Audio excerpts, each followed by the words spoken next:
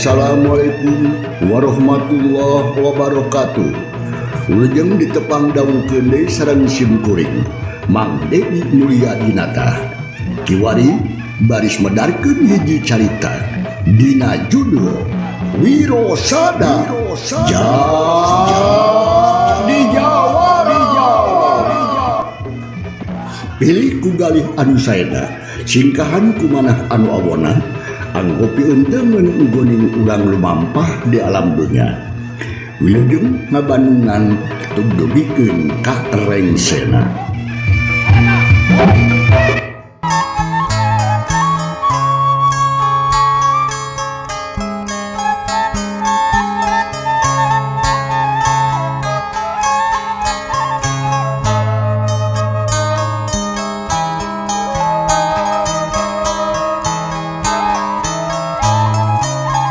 Sebagai para wargi semangat bayi urang sami-sami Bandungan bagian anu ke-72 dengan jajar carita Jawara di Gua Mau karangan Ki Leksa.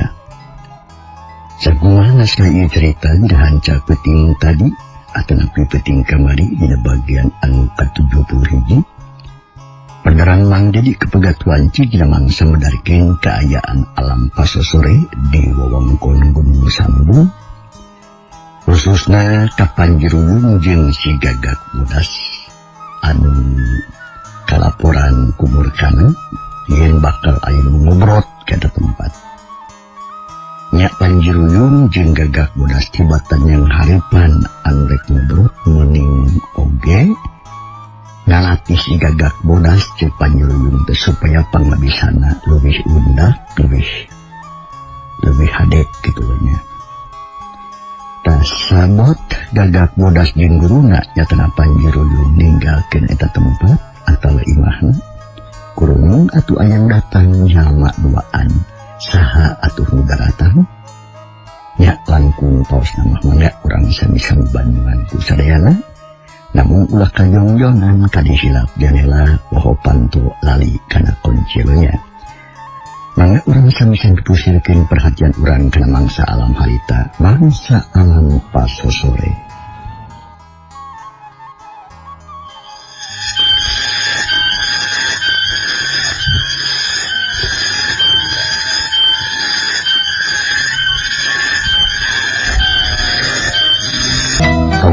Triang di sarada patembalan jeung baturna mapaesan kaayaan di piluwungan Gunung Sambung.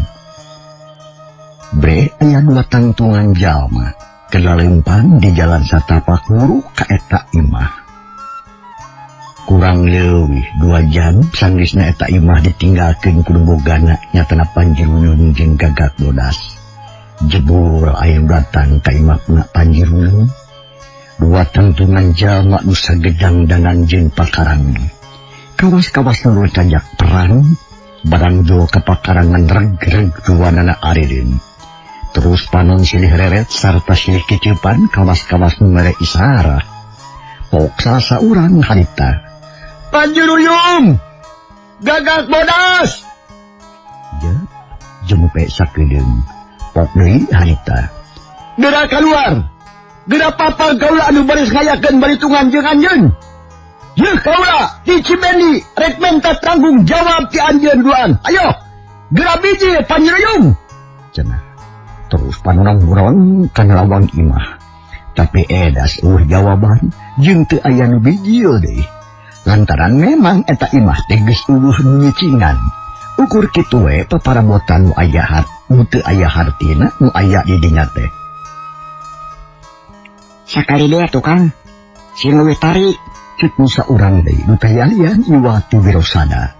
Nu harita geus tepi ka dinya rek ngajorag Panjiruyung dibarengan ku wadi. Ya ke. Panjiruyung, Gagak Bodas gira bijil sia. Yeuh, aing ti Cibendi arek nagih pati ka anjeun. Hayo, bijil. Lamun heueuh sia lalaki lagi telan jagat. Dijagoan ku aing. Cuk Wardi berijeng prakatangtang preketeng-teng wak cangkeng aksi pisan. Tagogda teulung nudeng kasieun. Kumaha kaayaan alam tetap jemping anu ganeng teh sorato ngeret. suara batuk-batuk acan. Teu aya pisan jawaban ti pribumi. Atuh Wirosada teh penasaran. Terus lempang teh pada deketan pantu hari. Sanggis tepi terus harta. Maka dhuwur bari jeung kegeruan ka Panjiruyung. Dengar pisan suarana Wirosada mah. Tapi gunana sabab keayaan tetep jemping anu membalan. Aduh berenang hi. Kerkahuma sigana teh sige dulu teh. Jika namanya kena gitu kan, tapi kudu yakin lah Kang. Sok tampuan kapipir heula ah. Kapipir belah kenca, kuring kapipir katuhu. Kabelah kuring kapipir belah katuhu, sungguhnya kapanggih. Tapi kudu waspada Kang, bisi malih ngintip pra urang di nyanyar. Wirosada paparentah. Manggaji, ayo atuh, yuk. Terus atuh ting koreleng kapipir imah. Bari jeung tetep tiatna tur waspada jeung ati-ati. Bisi dibongohan ku musuh. Tapi sandis kakuringan kabeh kuduaan kanyahoan. Yen pribumi teh teu aya di imah. Atuh reg-reg arireun duanana si pelong. Kumaha lamun geus kieu atuh? Urang teang Kamana? katega tempat latihan silat. Sabab bari toge di dinya teh kapanggihna. Yuk Kang, tuturkeun abdi ye. Oh gitu. Mengayi. Akang mangiringan we. Beral duana indit ngajug-juga di Tegal. Anu sok biasa dipake latihan ku Panjiruyung jeung Gagak Bodas. Malahan mah Wirapati jeung Kala Surya oge di dinya sok latihanana teh. Terus atuh lalempang ting kurusuk mapai-mapai jalan satapak. Deuk muru ka tempat latihan.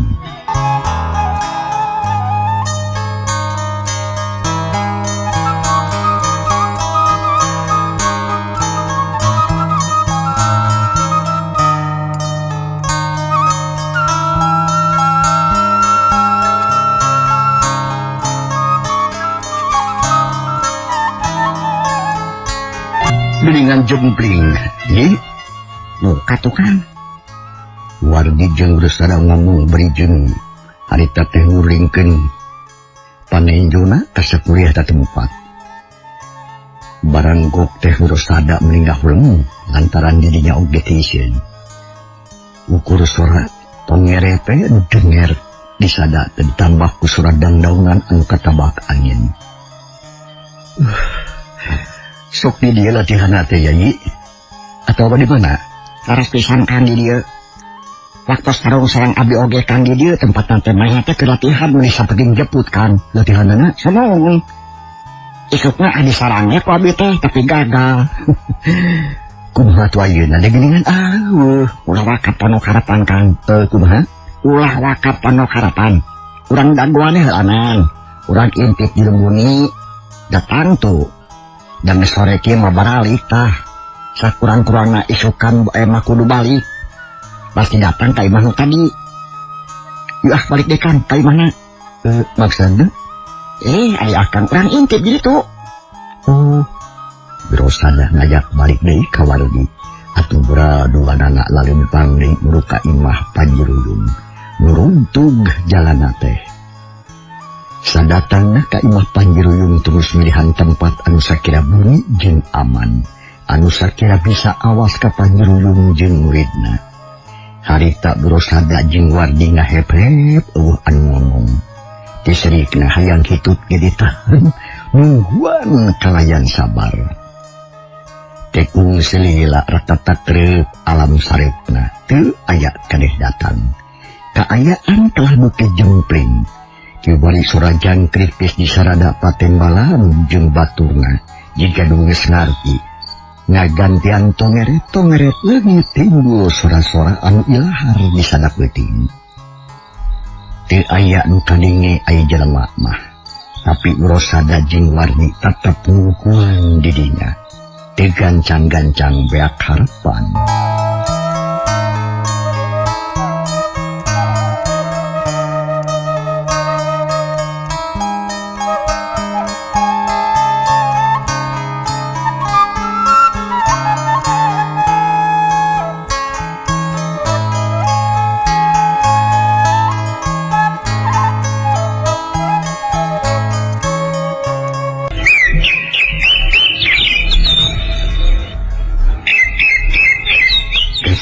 para wargi.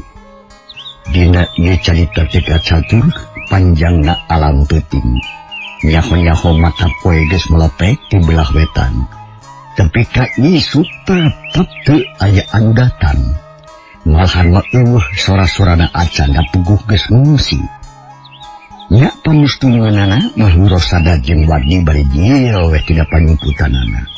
Tisrikna meunikeun kakitingkuheun. Muli ingkud-ingkudan atuh lempang nage. Balasila teuing cicing cimogo ulenan. Terus kek dari duanana dina golodog imah Panjirulung. Ai panon mah maung ka parak pakarangan. Duh lapar akan mai. Ngadahar naon atunya? Mangge sama asup ka jero imah. Maksud? Nya neangan dahareun. Yang kade laku ngawani ngaruksak parabot imah. Kan bahaya tuh kan rusak udayana tuh. Da jelema ge areueuh. Aya akan. Sebab tujuan orang lain kadinya. Ka jero kan. Sugani aya dahareun. Cek Wirosada. Manehna oge lapar mah kabina-bina atuh Wardi atuheun. Terus atuh ka pipir imah ngadeuketan janela. Kalawan teh sebrai jagal teh muka. Racat unggah terus ka karata ka dapur jeung ka kamar. Kabeneran aya sampu atah gular-gular gegeletekan. Dan can kuat dicokot terus sara tereteuing, tapi nanaon anu bisa didahar. Sanggeus menang sampu Wardi kaluar deui terus nyamperkeun ka Wirosada. Naon kan? Ukur aya sampu wungkul tuh kegeletekan hiji paparabotan mah teu aya teu aya nu bisa dipake. Terus imah kosong ieu mah. Sok bareng kan? Sok bareng. Lumayan sampai saboge ke rumah lapar. Jujur atuh sadahurung. Wardi arita keneh meuleuh sampu bari jeung ngalingakeun kaayaan didinya. Durukan ngabebela hasilna mulak kaluhur. Ku jalan kitu aya harapan sugan jeung sugana bisa tepung jeung boga imah nyatana Panjirulung. Sugan cenah nempueun kana hasil. Tapi edas nepikeun ka sore teu aya we datang. Malahan mah sampu geus beak nu boga imah tetep eueuh datang. Duh kumaha mun geus kieu teh? Geuning eueuh wae si Panjirulung teh. Piraku ari kudu ngaduruk imahna onaman mah. Sia kang sok goreng wae. Penghargaan akang abi oge bingung rek mah Kang. Atunya ngan ari kudu ngaduruk imah mah ulah Kang. Nu sabab deui? Samban mah teu luyu jeung amanat demang. Kawajiban urang mengawak jelema anu jahat sarta setorkeun ka sak anjeunna pan kitu. Tapi kumaha ayeuna teh ye? Balik wae atuh rek ditungguan deui dieu. Ayeuna mah kieu Kang nya urang coba we saputin deui mah. Lamun isukan taya balik ngandung harti ieu imah kosong. Tapi urang teu meunang beak harapan. Isukan kudu ditelangan ka tempat-tempat sieun. Sugan kapangi atuh. Tak itu numutkeun ari makan tapi punten ya kaluhuran ka salira teu naon. Ya hayu kitu bi. Sugan we atuh sugan mendatang sakitu teh tah. Nya sanggeus badami itu. Duanana terus nyarumput deui dina bumi. Ngalingakeun Panjirulung sugan jeung sugan datang. Tapi tetela teu aya milik. Dan nepikeun ka isuk oge teu aya balik deui ka imah. Kalah bukti iseun camewek. Nya tungtungan mah Wardi jeung Wirosada kenci soe ninggalkeun eta imah deuk ngangan cenah ka tempat saja.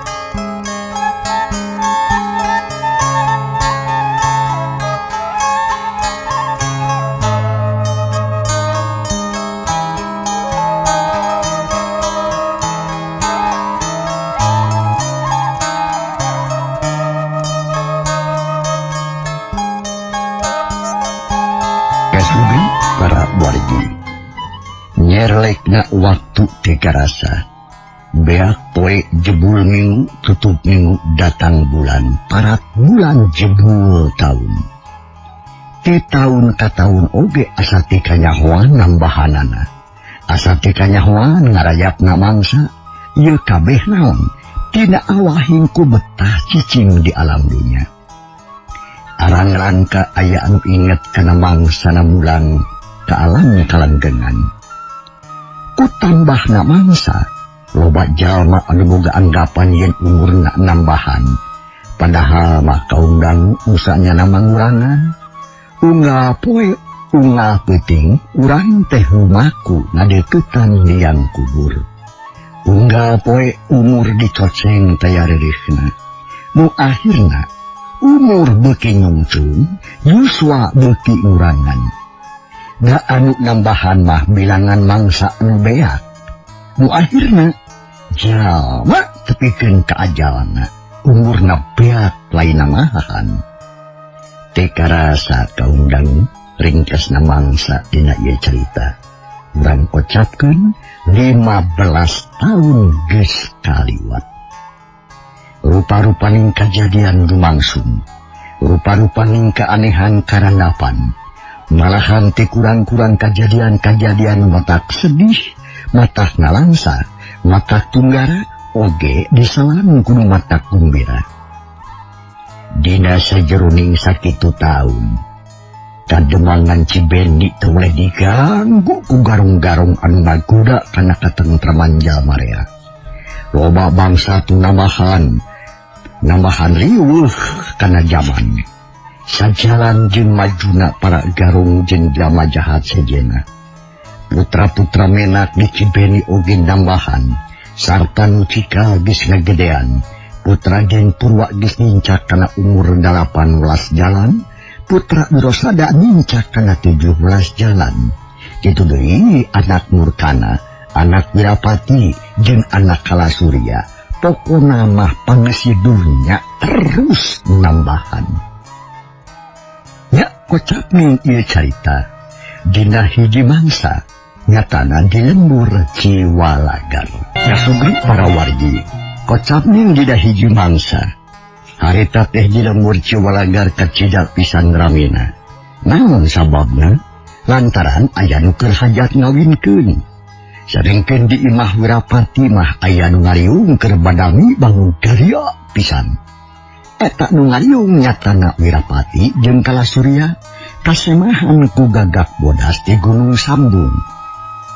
Ulasan taun tetepung teh atuh lila pisan teu paampro. Atuh puguh we matak sono matak betah dina ngobrol. Keur kitu pok pribumi nyatana Wirapati. Pagadeung Kang Gagak, kumaha gayaan yu Gunung Sambung? Kumaha ari guru? Nyahaja mang jawah henteu. Uring kasila canepungan. Ari sabab ingat baik kana amanat guru yen teu meunang datang ka ditu lamun eueuh perlu nu bengging. Jadi kuring lain doledar ka guru. Ngan sok ingat baik kana amanatnya. Tak kitu Kang. Cek Wirapati mimitian ngomong. Panon melong kagagak Bodas. Ari umur mah kolot keneh Wirapati jeung Gagak Bodas teh.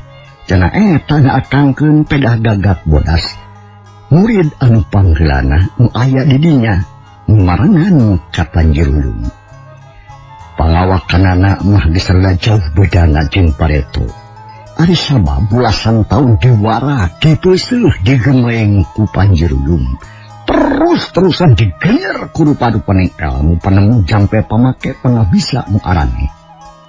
Gagak Bodas nu ayeuna geus jauh bedana jeung nu baheula. Ngadengit pananya kitu ti Wirapati, tok Gagak Bodas harita. Ya, Bodega. Guru aya dina kaselamatan jeung sehat. Kudu deui kuring sorangan keur jaga belejag ayeuna. Sehat saridana. Tapi rumasa di dia. Kumaha di dia? Da aya kamajuan tawanya. Apan geus ulasan taun tetepung jeung kuring. Tahu aya kamajuan meureun. Cek si Gagak Bodas tumanya bari jeung nyetenan kaayaan dulu sa panggurona. Nu katempona asaan ngarwe. Aya kamajuan dina di mana tuh Kang? Sabab kuring mah teu aya kagiatan lagihan. Teu aya nu ngawara Kang. Atuh saja batik itu waktu kebeakeun nyangan kipayah we kerhakaneun maraban anak jeung pamajikan. Pagawean anu baheula abdi kabobohokeun Kang. Sebab ayeuna mah boga sawah kuring teh Kang sok macul. Ceuk Kurapati ngomong satara basna dan memang kitu kanyataanana ditungtungan ku nyel ketek seuri.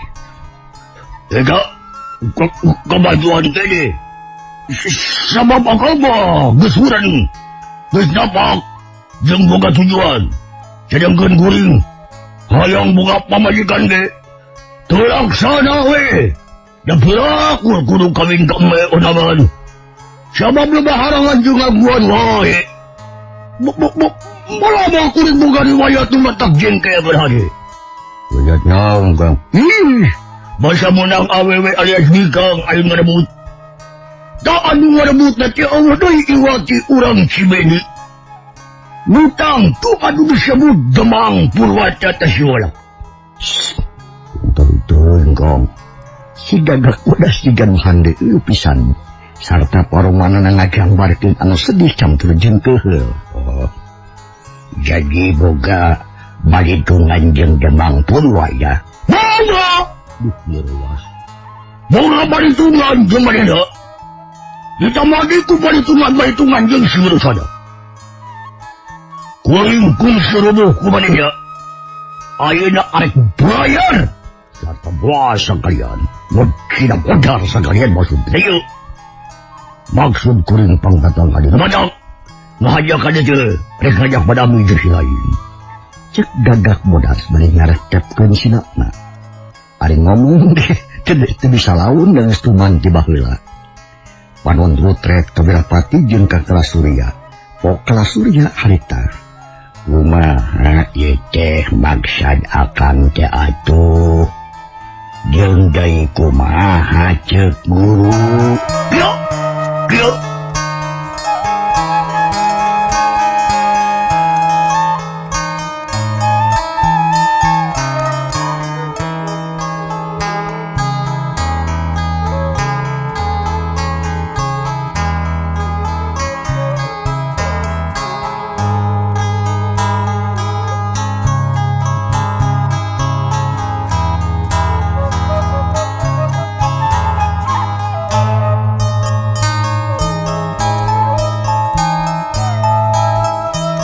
Bangsa alang beki berang bae harita teh.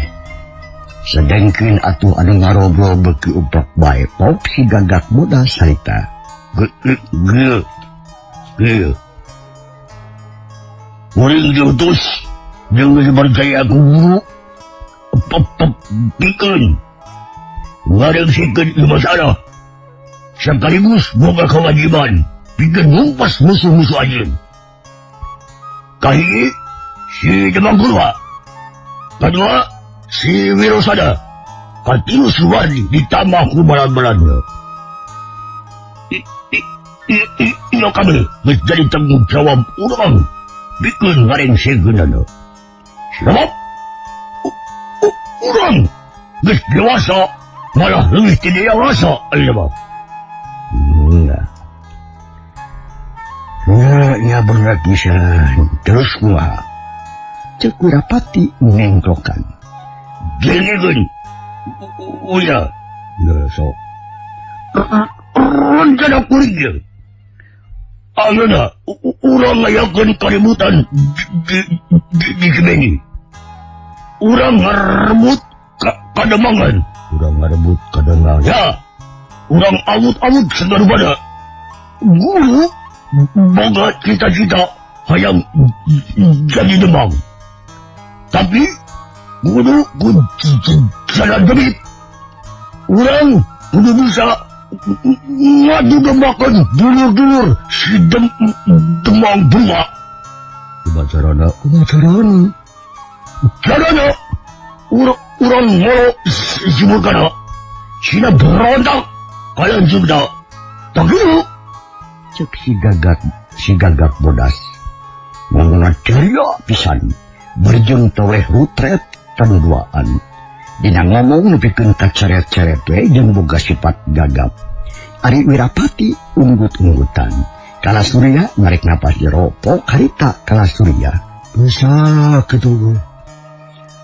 Hayo lah Kang. Urang jalankeun. Ngabari ngelok sumur kana mah. Damanehna oge geus minang ngobrol jeung kuring.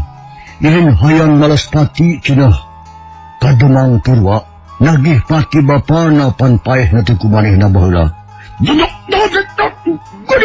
Bisa kaya jalan-jalan dah. Bari aduh. Ngan kari ngasageun. Tapi gua jalan dah.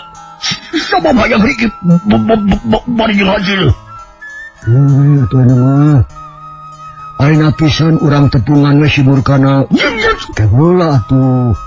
Urang badami anu rikip. Sangkan tujuan urang bisa laksana. Yuk aina ini. Kala Surya ngajak ini cerita kene.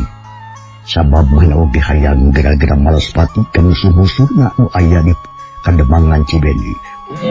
Bagus. Baik. Tapi si abdi jadi dah. Oke. Mun geus tepung jeung simur kada. Ulah loba ting anu ngomor. Ulah loba ting anu ngomong. Cukup bisa urang bae. Tak kitu na Kang. Ya. Kuring itu ngomong nama lah. Mau beres we. Cek Wirapati deh tegas. Nya sanggeus kitu mah kelawan loba obrolan itu ieu deui bring tiluan arindik. Deuk muru ka Kalang Sawung. Tekna pungan murkana murek diajak berontak ka Den Purwa. Pikeun garbut Kademangan bari jeung Malaspati cenah.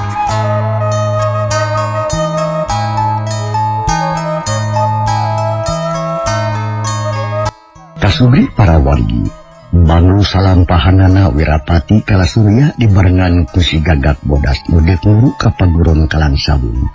Teu heula sakedeung tunggal satada tantu ka hareup kasamper deui. Aina urang pusirkeun heula perhatian urang nyatana ka paguron Kalang Sawung anu geus lila katunda-tunda.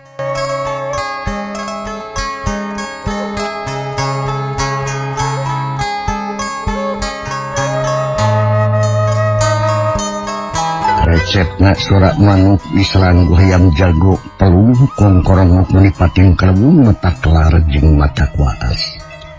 Sora-sora sato cokor opat kayani mejeng domba mapaesan kayan alam.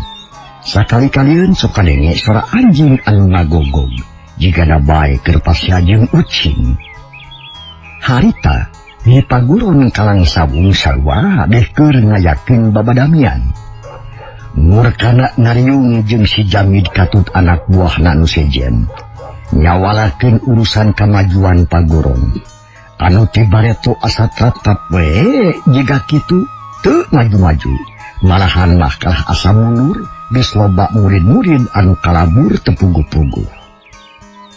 Ok murkana harita Jamid gitu we ka Surya.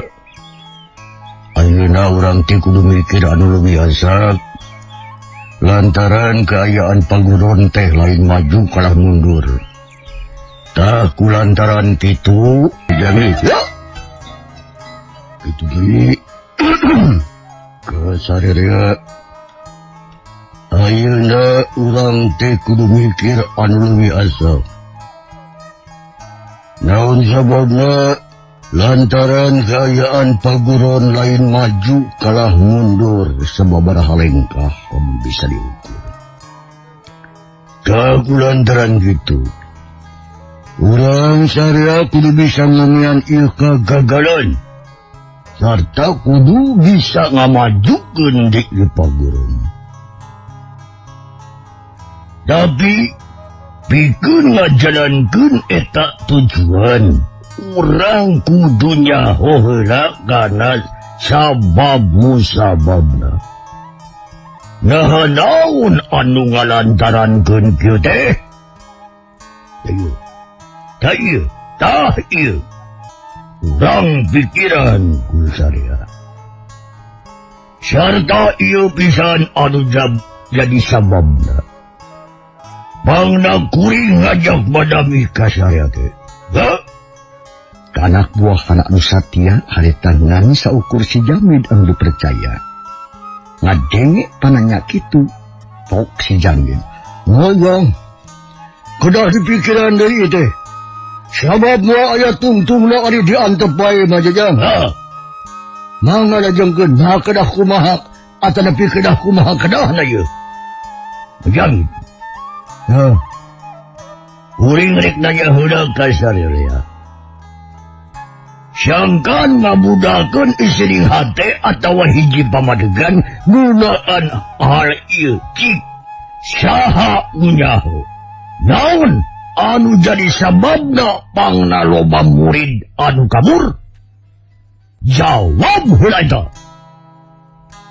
Cek murkana bari jeung rutret kanu aya jadinya. Sarerea cempe-simpe teu aya nu wani gagabah dina ngajawab teh. Padahal saya oge geus pada nyaho yen kalaburna murid-murid kalang saung teh lolobana mah teu panuju kana pelaturan-pelaturan anu dijieun ku murkana. Utamana pisan mah murid-murid kalang saung arah suka eta paguron. Sanggis dikawasa ku Den Purwa sarta kokolotna emang dipawara. Tapi ayeuna sabada ganti pimpinan deui eta murid-murid anyar teh kalabur. Teu malire kana pelaturan. Lolobana mah biasa wae urang lebur kalang saung anu kabur teh. Da bareto oge memang teu sanuju jeung kulawarga Ki Juanapati teh. Tangtu we ayeuna oge kitu. Malah murkana mah rengkat paripolahna. Brek sarua jeung almarhum Ki Juanapati. Alatan mangsa misa tumali wancinya picag para pemirsa ia cerita orang itu dahilah. Kumaha atuh lagi nganana insyaallah enjing mangga baris maju bagian anu ka-73 dina mangsa tur acara anu sarua. Adahun kemarin kita hatosan jeung gantun. Assalamualaikum warahmatullahi wabarakatuh.